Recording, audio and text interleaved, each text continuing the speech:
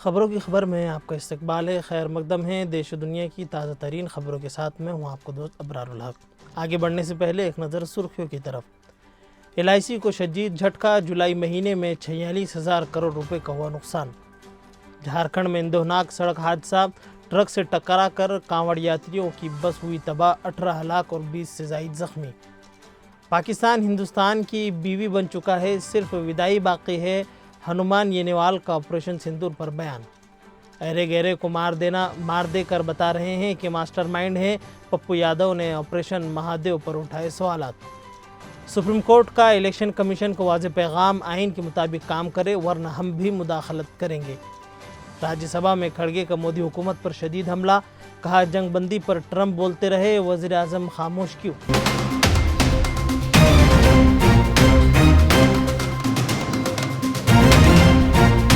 یہ ہے خبروں کی خبر اور آپ دیکھ رہے ہیں خبروں کی خبر ٹی وی۔ ناظرین، شیئر بازار کی مندی نے جولائی مہینے میں نہ صرف عام سرمایہ کاروں کو جھٹکا دیا بلکہ life insurance corporation of India یعنی کہ LIC کو بھی شدید نقصان اٹھانا پڑا ہے۔ تقریباً 46,000 کروڑ روپے تک کا نقصان LIC کے ایکویٹی پورٹ فولیو میں درج کیا گیا ہے۔ LIC کو سب سے زیادہ نقصان ریلائنس انڈسٹریز اور IT سیکٹر کے شیئروں سے ہوا۔ بزنس اسٹینڈرڈ کی ایک رپورٹ کے مطابق 30 جون 2025 کو 16.10 لاکھ کروڑ سے LIC کے 322 شیئروں کی قیمت 25 جولائی 2025 کو 15.64 ٹریلین رہ گئی ہے۔ یہ 46,000 کروڑ کی مارک ٹو مارک نقصان کو ظاہر کرتا ہے۔ حالانکہ LIC کی پورٹ فولیو قیمت 7 اپریل 2025 سے 1.94 ٹریلین سے زائد ہے۔ جھارکھنڈ کے دیوگھر ضلع میں آج ہی صبح پیش آنے والے ایک اندوہناک سڑک حادثے میں 18 کانوڑ یاتریوں کی جان چلی گئی جبکہ کم از کم 20 افراد زخمی ہو چکے ہیں۔ آج تک کی رپورٹ کے مطابق یہ حادثہ دیوگھر کے موہن پور تھانہ علاقے میں واقع جمونیا موڑ کے نزدیک اس وقت پیش آیا جب کانوڑ یاتریوں کو لے جانے والی ایک بس تیز رفتار سے آ رہی ایک ٹرک سے ٹکرا گئی۔ تصادم اتنا شدید تھا کہ بس کے پرخچے ہی اڑ گئے۔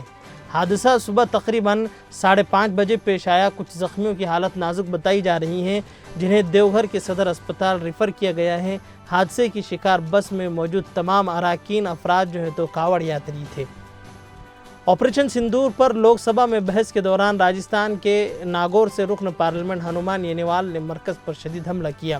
انہوں نے پیر یعنی کہ 28 جولائی کو لوک سبھا میں کہا کہ آپریشن سندور 8 مئی کی رات کو شروع ہوا تھا اور یہ 2 دن تک کے جاری رہا۔ حکومت نے کہا ہے کہ پاکستان گھٹنوں کی بل آ چکا ہے، یوں لگتا تھا جیسے ہندوستان پاکستان کی مانگ میں سندور بھر رہا ہو۔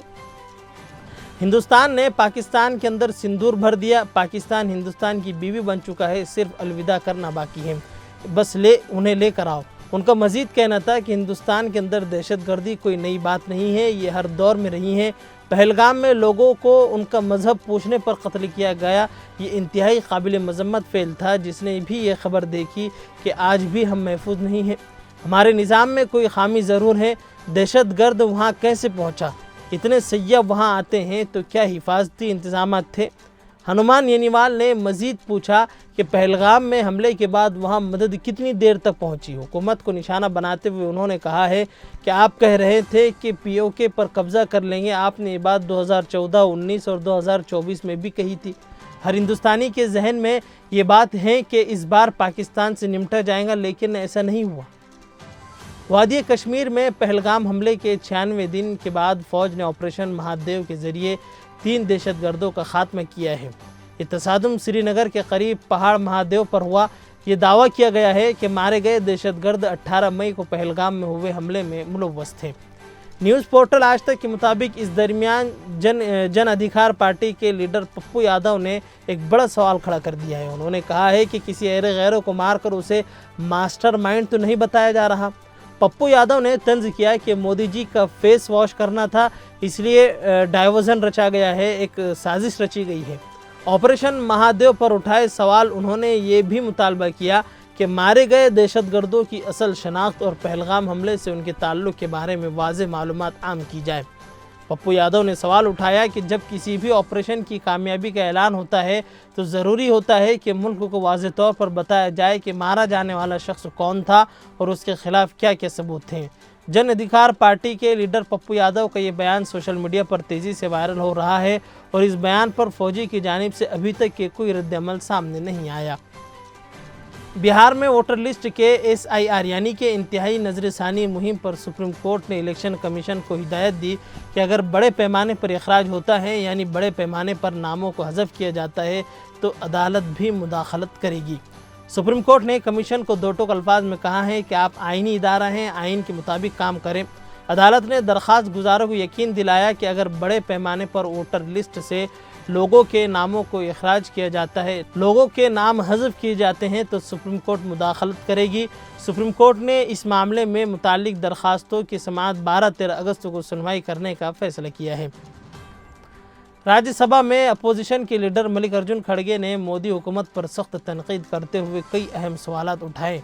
उन्होंने पहलगाम दहशतगर्द हमले को इंटेलिजेंस की नाकामी करार दिया और मुतालबा किया कि उसकी जिम्मेदारी वज़ीर दाखिला लें और इस्तीफ़ा दें। खड़गे ने कहा कि जम्मू कश्मीर के लेफ्टिनेंट गवर्नर मनोज सिन्हा ने खुद इस हमले को इंटेलिजेंस की नाकामी तस्लीम किया है, ऐसे में वज़ीर दाखिला का खामोश रहना मुनासिब नहीं। खड़गे ने कहा कि अगर LG ने खुद जिम्मेदारी ली है तो ये बयान किसके इशारे पर दिया गया? क्या ये वज़ीर दाखिला को बचाने के लिए कहा गया या फिर वज़ीर दाखिला ने उन्हें ये कहने को कहा? उन्होंने इल्ज़ाम लगाया कि BJP हुकूमत में 5 बार पहलगाम में हमले हो चुके हैं लेकिन कोई सबक नहीं लिया गया।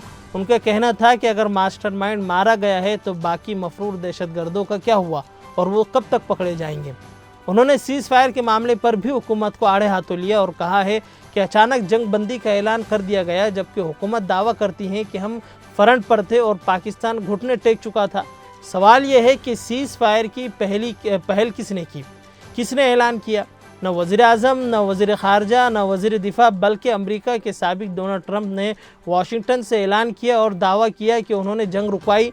उन्होंने कहा कि ट्रंप 29 बार कह चुका है कि उन्होंने सीज़ फायर कराया, लेकिन मोदी हुकूमत ने न उसकी तरदीद करती है न उसकी तस्दीक करती है। उनका कहना था कि ये मामला हिंदुस्तान की देरीना पॉलिसी का है और जिसमें हम बिल्कुल भी किसी भी तीसरे फरीक की सालिसी कबूल नहीं करेंगे। खड़गे ने कहा कि हाउडी मोदी और नमस्ते ट्रंप जैसे प्रोग्रामों से हिंदुस्तान के मफादात महफूज नहीं हो सकते। उन्होंने हुकूमत पर इल्ज़ाम लगाया कि वज़ीर आज़म सिर्फ तस्वीर खिंचवाने और हाथ मिलाने की सफारतकारी करते हैं। उनका कहना था कि मोदी हुकूमत की खारजा पॉलिसी की हकीकत अब खुल कर आ चुकी है, सामने आ चुकी है। खैर, अब तक के लिए बस इतना ही, फिर इंशाल्लाह मुलाकात होगी।